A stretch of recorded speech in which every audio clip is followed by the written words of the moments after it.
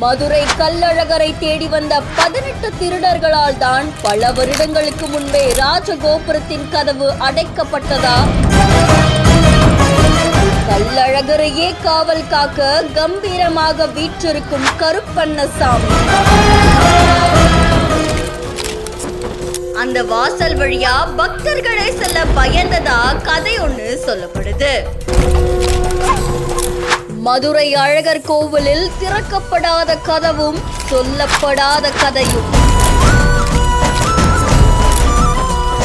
உலக பிரசித்தி பெற்ற மதுரையுடைய அழகர் கோவில் பல பக்தர்களுக்கும் பரிச்சயமான கோவில்ல. அதுவும் இந்த கோவில்ல வைகையில அழகர் இறங்கக்கூடிய அந்த சித்திரை பெருவிழா உலக பிரசித்தி பெற்றதா காணப்படும். அதுக்கு அடுத்ததா ஆடி மாச பௌர்ணமி அன்னைக்கு நடக்கக்கூடிய ஆடி தேரோட்ட விழா. இந்த நேரத்துல தான் இந்த கோவிலுடைய ராஜகோபுர கதவுகளுடைய 18ஆம் படி கருப்பண்ணசாமிக்கு கதவு திறந்து சந்தனமும் சாத்திர விழா நடக்குமா.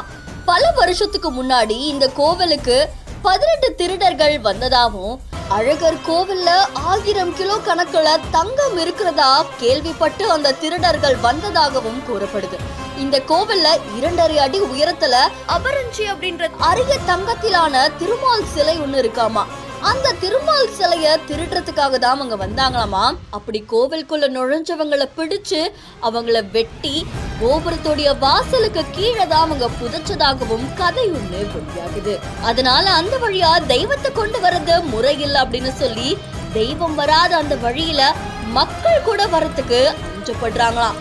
இதுக்காக தான் தெய்வமும் மக்களும் அந்த கோவிலுக்குள்ள போயிட்டு வரதுக்காக அந்த வாசலுக்கு பக்கத்துல இருக்கக்கூடிய வடக்குல கோவில் கோட்டையோடைய மதில் சுவரை உடைச்சு அங்க வண்டி வாசல் அப்படின்ற பாதையை ஏற்படுத்தியிருக்காங்களாம். ஆடி மாச திருவிழால அழகருடைய போர்க்கருவியான அந்த சக்கர தாழ்வார வீதிகள்ல உலா கொண்டு வருவாங்களாமா. வருஷம் முழுக்க அடைக்கப்பட்டிருக்கக்கூடிய இந்த 18ஆம் படி கருப்பசாமி கோபுர வாசல் கதவு பிரம்மோற்சவ காலமான ஆடி மாசம் பௌர்ணமி அன்னைக்கு தேரோட்ட நாட்கள்ல திறக்கப்படுமாமா. அப்போ அந்த வழியா சக்கர தாழ்வார் வந்து போவாங்களாமா.